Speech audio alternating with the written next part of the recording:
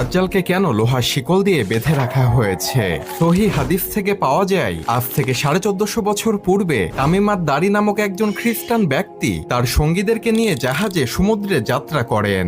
হঠাৎ সমুদ্রের মধ্যে ভয়ঙ্কর ঝড়ের কবলে পড়ে তারা পথ হারিয়ে ফেলে এবং তারা অজানা রহস্যময় একটি দ্বীপে পৌঁছে যায়। তামিমাত দারি ও তার সঙ্গীরা দ্বীপে নামার পর দেখতে পান একটি পশুর মতো অদ্ভুত চেহারার এক প্রাণী, যার গোটা শরীরে কালো পশম দিয়ে ভরপুর। প্রাণীটি বলে, আমি হলাম এখান করা গোয়েন্দা। প্রাণীটি তামিমাত দারি ও তার সঙ্গীদেরকে বলল, তোমরা ওদিকে ওই গুহার মতো স্থানটিতে যাও, সেখানে একজন ব্যক্তি তোমাদের জন্য অপেক্ষা করছে। তামিমাত দারি ও তার সঙ্গীরা সেখানে গিয়ে দেখলেন একটি বিশাল দেহের ব্যক্তি, যার হাত পা লোহার শিকল দিয়ে বেঁধে রাখা হয়েছে।